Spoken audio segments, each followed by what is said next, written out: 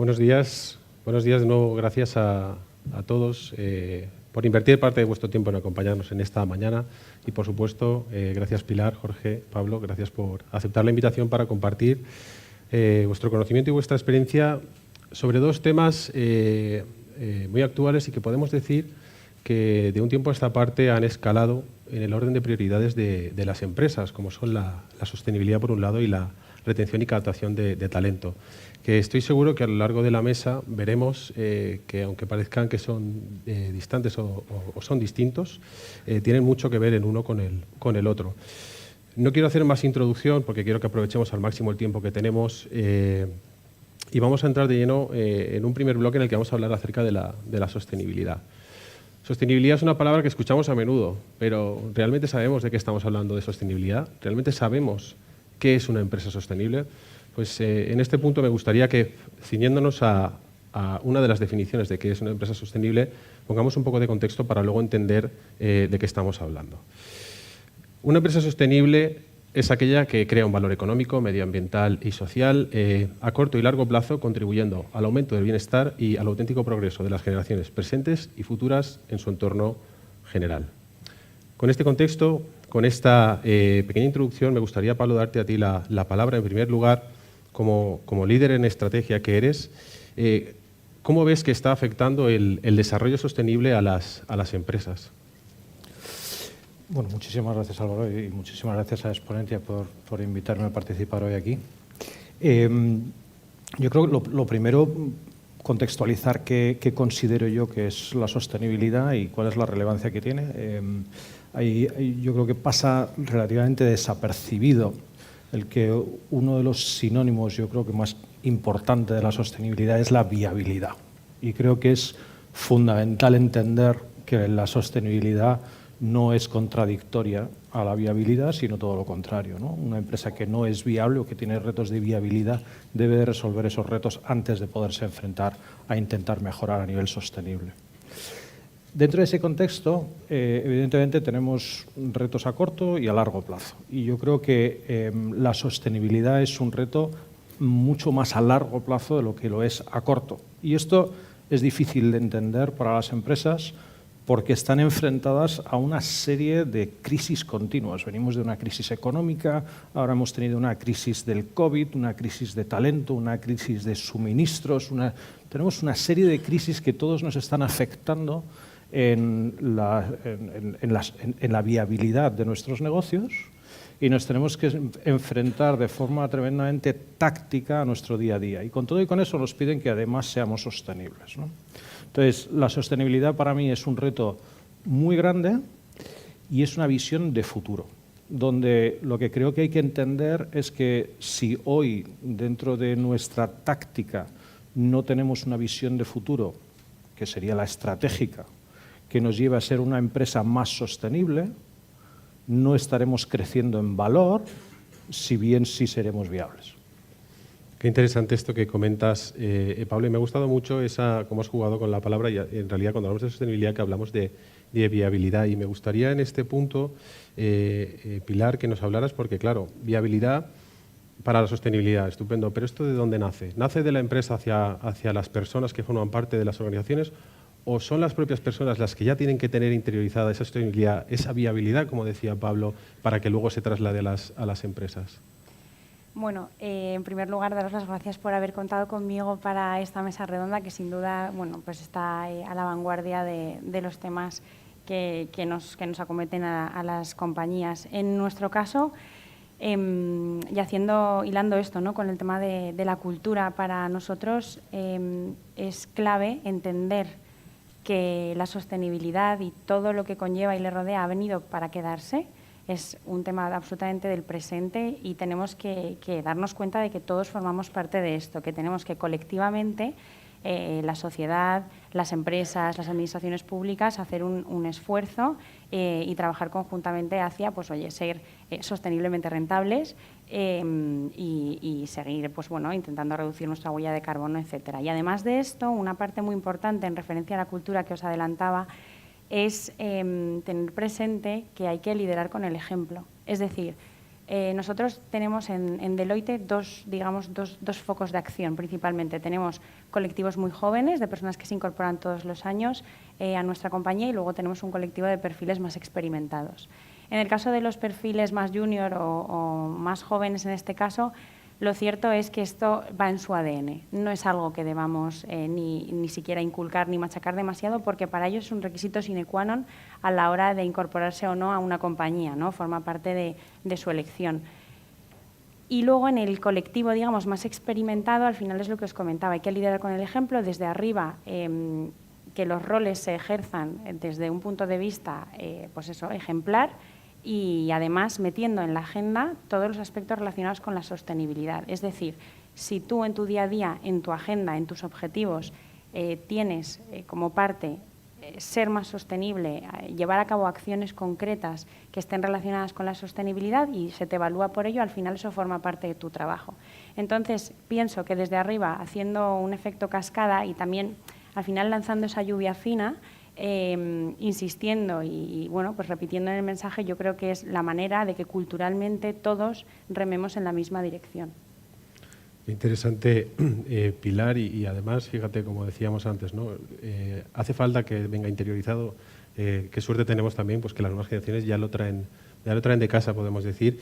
En este caso, claro, al final, cuando hablamos de sostenibilidad, es un valor añadido, como comentáis, en las empresas. Desde el IE, Jorge, ¿veis que se estén haciendo diagnósticos? ¿Se está valorando más a las empresas que efectivamente son más sostenibles?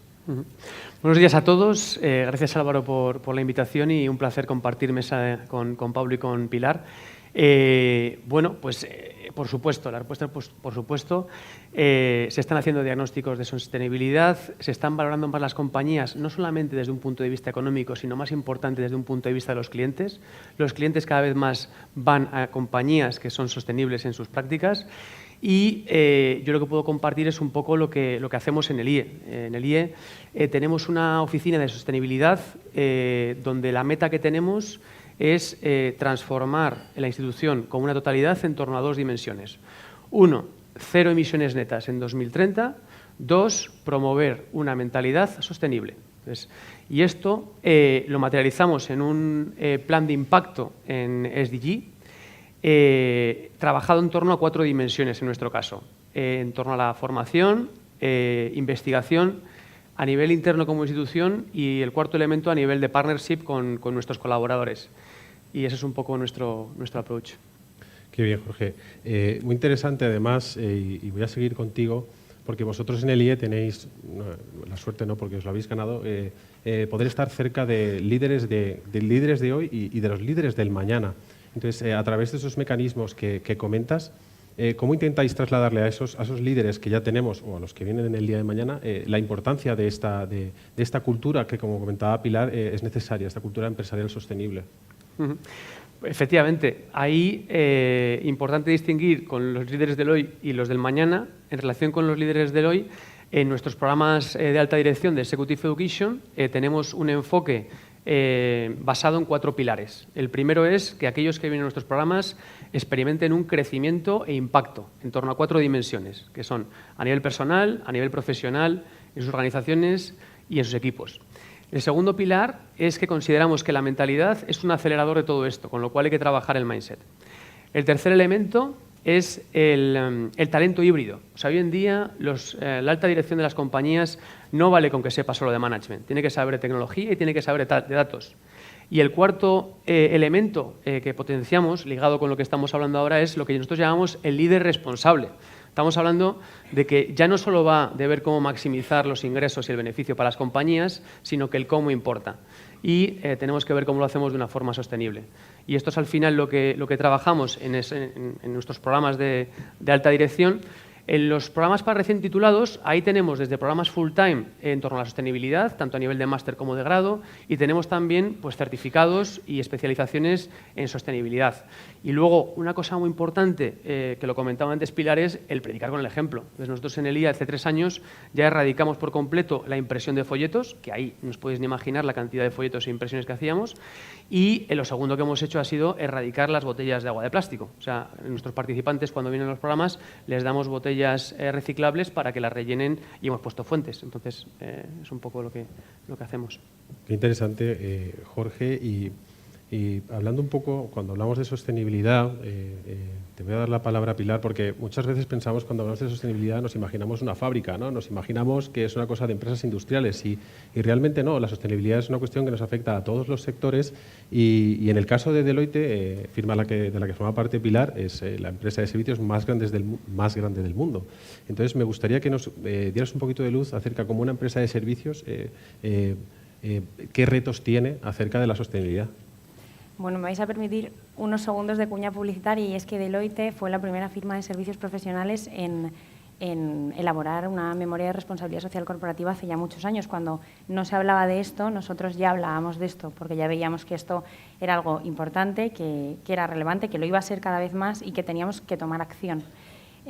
Dicho esto, nosotros englobamos, y coincidiendo muchas con el IE, cosa que me alegra, nosotros englobamos, digamos, en dos patas. Sería, por un lado, unas acciones más macro, más a nivel compañía y demás, y luego las acciones más micro, más a nivel local. En relación con lo que ha comentado, en acciones más micro, pues por ejemplo, nosotros hemos eliminado, pero desde hace muchos años, los plásticos de un solo uso, y a todas las nuevas incorporaciones, y cuando alguna cosa se rompe, se repone, evidentemente, pues a las nuevas incorporaciones se les regala su taza del café, porque nuestra máquina de café no tira un vasito, sino que tienes que ir tú con tu taza y luego fregarla y, en fin, cuidar las cosas. También eliminamos las botellitas y los vasitos de plástico en este sentido. Y tenemos pues fuentes y unas botellas de cristal, tenemos cubiertos, es decir, no utilizamos nada desechable. Además, se ha reducido el nivel de impresiones pues, de una manera muy significativa, porque al final nosotros también teníamos en ocasiones exceso de papel. Y es algo en lo que hacemos, mucha campaña de concienciación. El propio ordenador, cuando vas a imprimir, primero te pregunta, ¿esto realmente es necesario que lo imprimas? Y la segunda pregunta que te hace cuando ya lo quieres imprimir es, vale, pero lo vas a imprimir a doble cara. Y si quieres imprimirlo a una cara, pues ya tienes que hacer, como digamos, hacer un par de clics, ¿no?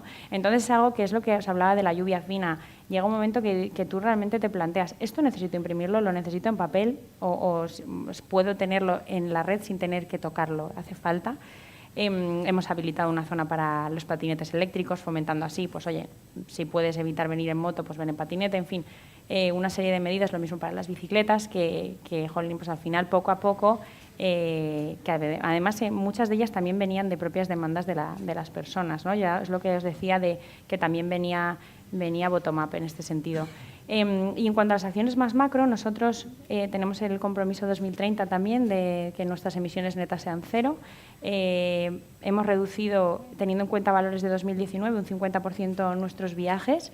Al final, pues nosotros hacemos muchas reuniones, vamos a visitar clientes, somos una empresa global y entonces al final las 22 oficinas que tenemos en España están totalmente conectadas. A nivel de Deloitte, la red global son 150 países, ¿no? Entonces, es verdad que todo aquello que hemos podido digitalizar y todo aquello que hemos podido reducir lo hemos hecho, consiguiendo, como os digo, ¿no?, que efectivamente un 50% de nuestros viajes se hayan rebajado. Por otra parte, nuestros edificios, el compromiso para 2030 es que los edificios en los que estemos sean 100%, bueno, se mantengan con energía renovable.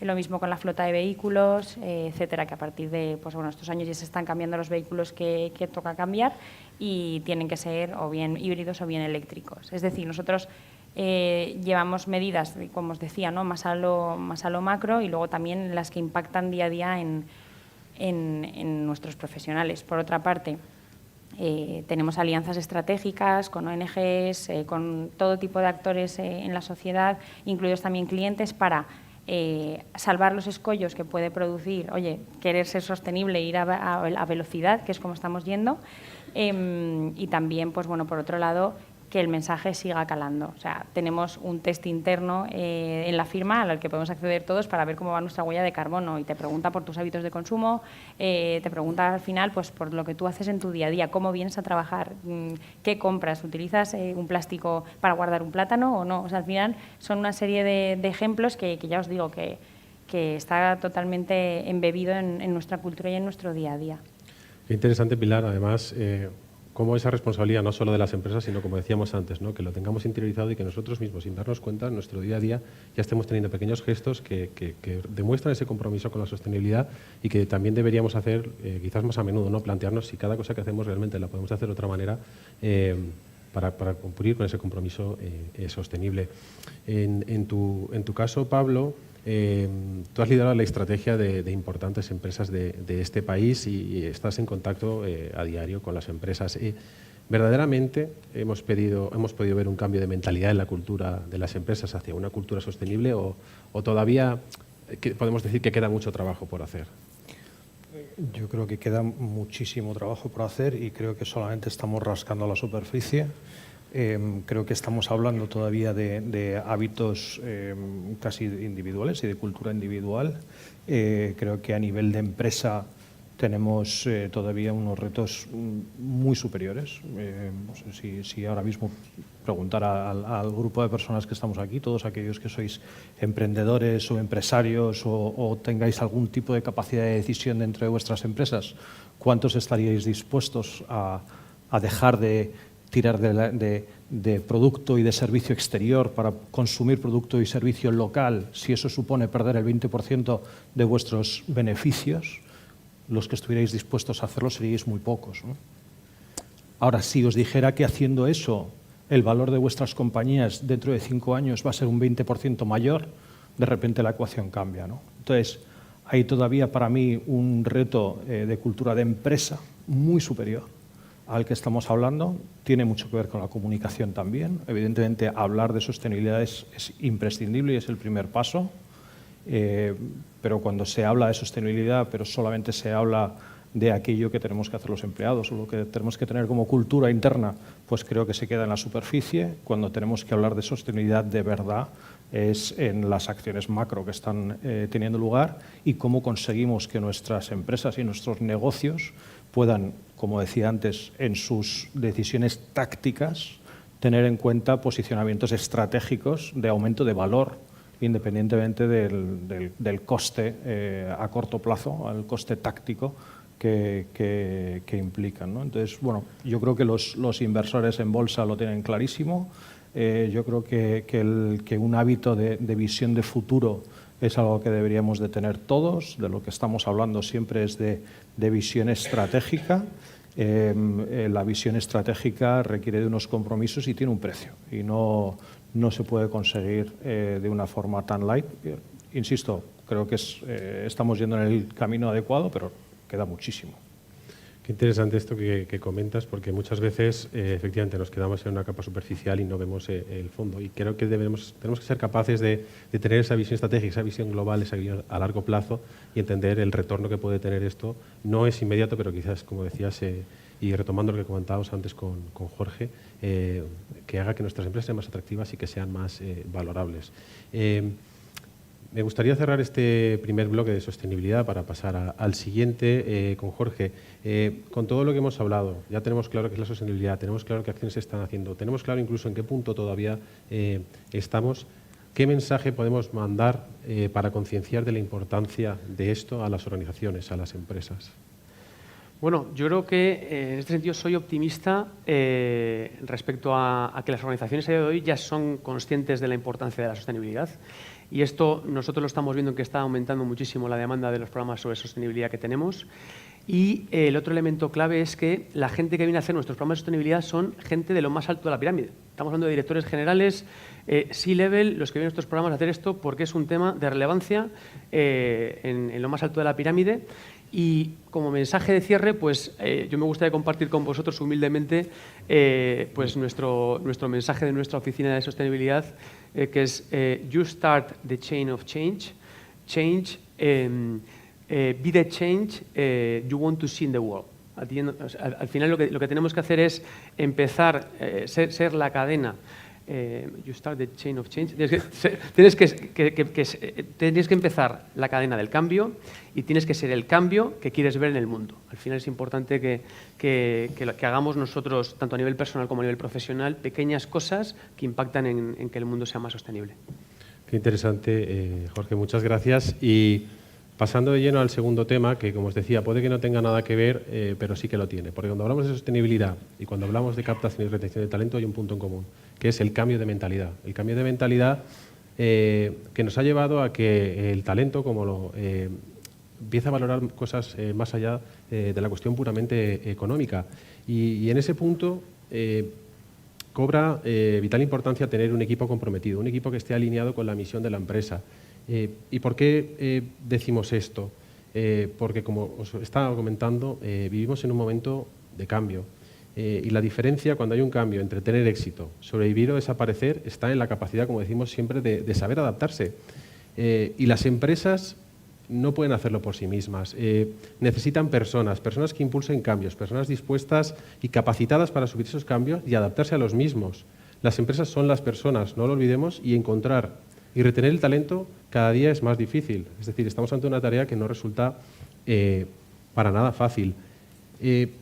Siguiendo, Jorge, contigo, me gustaría que nos pudieras arrojar un poquito de luz acerca de cómo ha cambiado esa mentalidad de las personas que forman parte de las empresas, qué ha cambiado de antes a ahora, que hace que lo veamos de otra manera. Efectivamente, el otro día estaba leyendo algún informe que hemos hecho donde hay cosas que siguen siendo las mismas y otras que han cambiado. Entonces, el otro día leía, 7 de cada 10 trabajadores no están contentos con la carga de trabajo que tienen. 7 de cada 10 trabajadores no están contentos con la flexibilidad que le ofrece su compañía. 7 de cada 10 no están contentos con la empatía que tiene sumando con ellos. Entonces, hay cosas que siguen siendo las mismas y luego incluso hay 3 de cada 10 que están planteando un cambio de empresa en menos de un año. Esto, lo de siempre. ¿Qué es lo que cambia? Cuando lo analizas también por generaciones. O sea, si analizas, por ejemplo, en la generación Z, 5 de cada 10 están valorando un cambio en el próximo año. O sea, ahí ya hay un cambio y yo creo que ese es el elemento clave. Y me decías la mentalidad del trabajador. Las dos cosas que siguen siendo iguales que antes es la importancia del jefe y la importancia de un desarrollo y un plan de carrera. Y las dos cosas que yo considero más relevantes que han cambiado es la mayor importancia que damos a la conciliación de la vida profesional y la vida personal.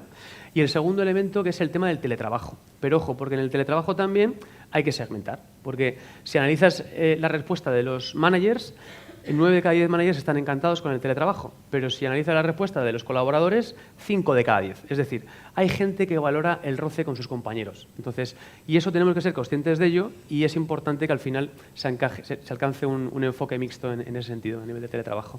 Qué interesante esas nuevas demandas, ¿no? que ahora las nuevas generaciones traen, como decíamos antes, más allá de la cuestión que antes podía ser la que más valoraba la gente puramente económica. En vuestro caso, Pilar, en Deloitte, bueno, sois un referente internacional, cada año queréis contar con los mejores. ¿Qué estáis viendo que valoran los perfiles más allá, como decíamos, de la cuestión económica? Bueno, al final la cuestión económica, la compensación, la remuneración es algo básicamente higiénico y que debe estar. O sea, una persona debe estar bien pagada por el trabajo que desempeña, ¿no?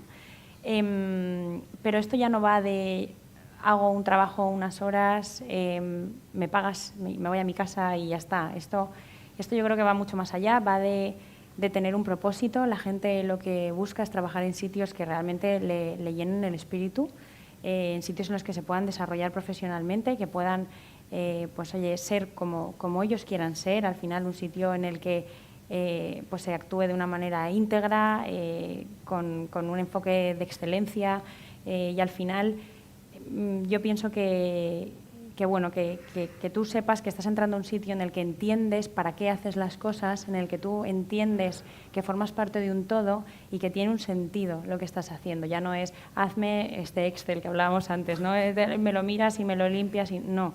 Al final, ¿yo por qué estoy haciendo esto? ¿Para qué lo estoy haciendo? ¿Y a qué responde? ¿No? Entonces, en este sentido, creo que las nuevas generaciones lo tienen muy claro.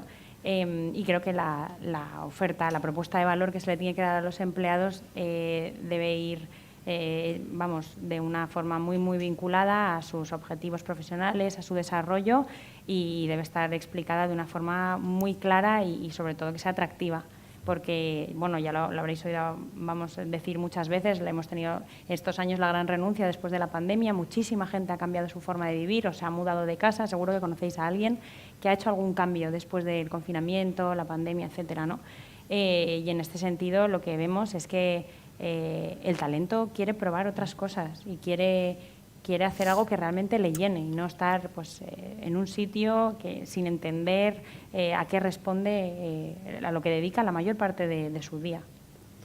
Qué interesante, Pilar, esto que comentas. Y en este punto vemos, ¿no?, que efectivamente hay un cambio de mentalidad. Vemos que el talento cada vez es más difícil de tenerlo por las inquietudes que pueden tener. Me gustaría verlo desde el punto de vista desde la empresa y me dirijo a ti, Pablo, porque como comentábamos, estás muy cerca, ¿no?, y tienes una visión global de las empresas.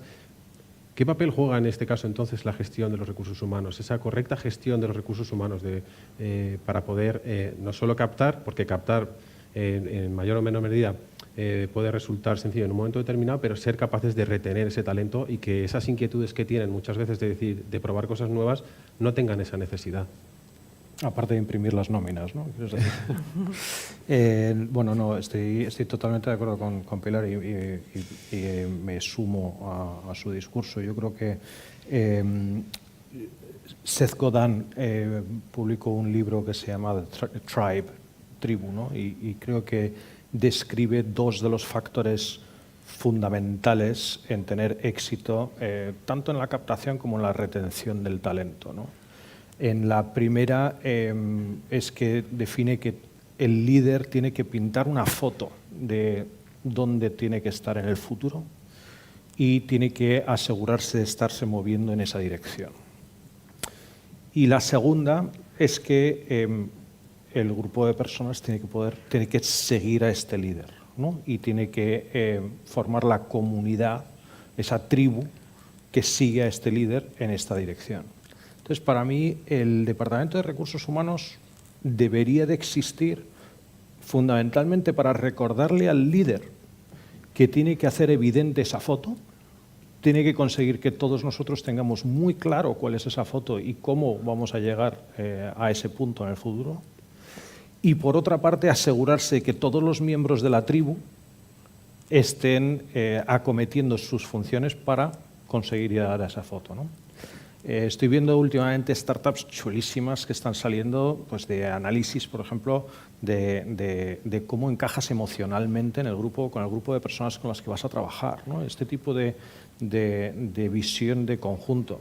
Yo creo que, y un poco ahondando en lo que decía Pilar, yo creo que nadie debe trabajar en un proyecto en el que no crea a pies juntillas.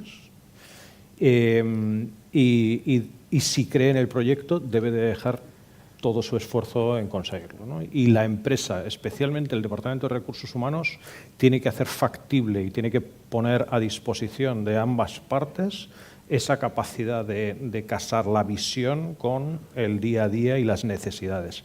¿Qué es trabajo a distancia? Pues trabajo a distancia. ¿Qué es necesidades de igualdad, necesidades, las características que sean, pero siempre con un único ancla, que es esa foto de hacia dónde va esto y por qué debemos de formar parte de esta misión? Qué importante lo que has comentado, porque al final el talento muchas veces, ¿cuándo se va a quedar nuestra empresa? Necesitamos formar un equipo que esté comprometido con el proyecto que tenemos, que comparta la visión que tenemos y, por otro lado, también, como comentabas, esa necesidad de líder, de líderes, que a través del ejemplo podamos ver cómo comparten esa misión. Y volviendo a lo que hablábamos antes, ¿no? Qué importante una cultura empresarial, como decíamos antes, sostenible, una cultura empresarial atractiva para que el talento no quiera irse a otro lado porque verdaderamente esté comprometida con el proyecto. Como decíamos, Pilar, vosotros, y es una cosa que sí que es cierto que hay visión global, sois un referente internacional, contáis con presencia en muchos países. ¿Cómo intentáis atraer el talento? ¿Verdaderamente es igual en todas partes? Bueno, la verdad es que menuda pregunta, esta da para una disertación de bastante rato. Voy a intentar ser breve, voy a intentar resumir. Nosotros este año solamente en España hemos incorporado alrededor de 4.000 profesionales. Si ya es difícil incorporar talento, imaginaos a esos volúmenes. Tenemos un equipo de talento que hace un esfuerzo titánico en captar a los mejores y ya del resto se ocupa la casa, ¿no? De formar para bueno, que puedan desarrollarse a pleno rendimiento. En nuestro caso, lo que tratamos es de ilusionar a la gente. tratamos de llegarles, de llegarles al corazón al final. O sea, nosotros hacemos proyectos en los que una persona sin experiencia alguna puede llegar pues a participar pues formando parte de equipos de trabajo con personas súper brillantes de las que aprender, y al final pues aprendes una forma de trabajar. Eso es lo que te da la firma. Entonces nosotros lo que intentamos es llegar a la gente de otra manera. Les contamos lo que hacemos, pero sobre todo les contamos lo que nos mueve, les contamos lo que somos. Y de esa forma, intentando pues, abrirte en canal y fomentar una comunicación más bidireccional, tratamos de que la gente se ilusione por venir a trabajar con nosotros. Y ojo, no quiere decir que en el 100% de los casos lo consigamos. Nosotros no somos perfectos, obviamente, pero es verdad que nuestro compromiso y nuestra responsabilidad es ser capaces de dar oportunidades de desarrollo a todos aquellos profesionales que se incorporan a la firma, que encuentren un entorno en el que ser felices, porque de verdad que trabajando nos pasamos muchas horas del día, no solo en Deloitte, sino todo el mundo. Entonces, realmente es algo que debe ir de la mano. Yo soy muy partidaria de que solamente tenemos una vida. Y cuando dicen, no, mi vida profesional, mi vida personal, digo, mi vida es la misma. O sea, yo tengo que casar todo con mi familia, con mi trabajo, con mis compañeros, con mis amigos, y de ahí, de ese cóctel, pues oye, tener la vida que quiero y pintarla yo, ¿no? Entonces, en ese sentido, pues bueno, creo que el reto está ahí, y creo que sobre todo hay que despertar la chispa en las personas. La segunda cuña publicitaria que quiero deciros es que, bueno, recientemente en un estudio Deloitte ha entrado en el top 10 de las firmas preferidas para trabajar a nivel mundial, concretamente en el puesto número 7, y la verdad es que no me extraña porque es una compañía en la que, bueno, te puedes desarrollar profesionalmente, punto uno cubierto, y además en el que sobre todo te rodeas de gente absolutamente extraordinaria. Entonces, en ese sentido, pues bueno, dejaros mi visión. Interesante como has hilado, y qué importante es no tener, como has dicho, dos vidas, ¿no? Tener una visión global de nuestra vida, tanto en lo personal y en lo profesional, que vayan alineados, porque al final todos nos movemos por objetivos, y nuestro objetivo en la vida, tanto profesional como personal, tiene que estar alineado. Llevamos un rato hablando de captación y retención del talento, pero realmente no hemos hablado de qué es el talento. Claro, porque al final, ¿qué es el talento? En tu caso, Pablo, durante mucho tiempo has formado parte de una revista de referencia en este país, como es Forbes, en la que todavía asesoras, y sois referentes en identificar qué es un talento. Para que capte vuestra atención, ¿qué tiene que tener una persona? ¿Qué consideráis que es un talento? Mira, me salgo un poquito de la pregunta para ponerlo en el contexto de mis hijos, ¿no? Yo tengo 2 hijos, 12 y 14 años, y ahora estoy valorando exactamente qué valores y qué les tengo que enseñar o de qué les tengo que dotar para que sean competitivos en el futuro, ¿no? Y claro, evidentemente ser bueno en un área pues es importante, pero si buscas ahora mismo cuáles son las cualidades del talento del futuro, generalmente nos vamos a encontrar con que de repente han cambiado y ya no son haber hecho una carrera de informática o ser ingeniero sino bueno, todo eso se estaba hablando en la mesa anterior, ¿no? Ya para eso ya está la inteligencia artificial, ya la computación está relevándonos en todo ese sentido, y ahora empezamos a tener que poner en valor otras cualidades. Y no voy a ahondar en todo lo que son los soft skills que todos conocemos y que hemos hablado muchísimo, pero lo que sí que me ha llamado mucho la atención preparando esto ha sido el hecho de que cada vez se pone más en valor la capacidad de formar parte de un equipo. Y lo importante de tener la capacidad de formar parte de un equipo reside en que los problemas a los que nos vamos a enfrentar en el futuro son problemas que son demasiado complejos como para que los puedan resolver personas de forma individual. Y esto es una cosa que yo he aprendido especialmente con Forbes, pensando un poco en talento que incorporamos a la empresa. Me he dado cuenta que ser, por ejemplo, un periodista pues es una cosa valorable en cuanto a la comunidad a la que afectas, en cuanto a la opinión que tienes, en cuanto a la capacidad de impacto que tienes sobre esa comunidad. Pero eso es irrelevante si no eres capaz de ser un miembro del equipo. Entonces, yo te diría que si tuviera que elegir un valor por encima de los demás y una de las uno de los traits, como dicen los ingleses, del talento del futuro y cómo seleccionar talento, para mí es crítico identificar personas que saben funcionar dentro de equipos. Qué interesante y qué importante. Al final, el equipo siempre suma más que uno si va solo por la vida. Y en ese sentido, vuelvo contigo, Jorge. Vosotros sois referentes en formación. Hablando de talento, ¿qué competencias consideráis que son importantes para que, como decíamos, una persona, podamos decir, es un talento? ¿Cuál es ese talento que desde las organizaciones tenemos que ser capaces de captar? Bueno, ahí a nivel de competencias, una vez más hay que ver entre perfiles juniors recién titulados y profesionales con experiencia. En los recién titulados, para mí la competencia más importante es el Learning Agility, o sea, que sean personas capaces de aprender rápido y adaptarse a los cambios. Y luego hay una evolución de lo que antes era el tema del inglés y el trabajo en equipo. Yo voy un paso más allá, que es el tema de que sean perfiles internacionales cada vez más, porque ahí ya no solamente trabajar en equipo, sino trabajar en equipo con gente de otras culturas. Y para mí hay un punto importante para nosotros en IE, en perfiles recientes, que es que un 80% de los alumnos en máster y en grado sean internacionales, ¿vale? Y luego, el otro elemento que es muy importante a día de hoy en perfiles junior es el tema del dato. O sea, tienen que ser bilingües en datos. Lo que antes era ser bilingües en inglés, una cosa fundamental, ahora ser bilingües en datos en cuanto a que sepan programar y sepan utilizar los datos con agilidad. Y luego, en perfiles experimentados, hay un punto relativo a cómo son las carreras de hoy en día. Hoy en día las carreras, hace 20 años tú entras en una compañía y te jubilabas en la compañía y habías hecho lo mismo. Ahora mismo no, ahora mismo pasamos por 15 empresas en nuestra vida profesional y en este contexto pues hay veces que creces, te caes, te echan. Entonces, en este contexto y sobre todo con el nivel de incertidumbre que tenemos en los últimos años, ¿qué es lo que necesitamos? Pues gente que sea capaz de reinventarse en su parte personal y reinventar su ámbito de gestión en su día a día en la empresa en la que está. Y además, otro elemento importante es el hecho de estar actualizado en las últimas novedades dentro de su gestión del día a día, pero además trabajar en su medio plazo como profesional. Y para trabajar en su medio plazo tiene que trabajar su marca personal, tiene que trabajar su networking y su empleabilidad. Para mí serían los tres elementos clave.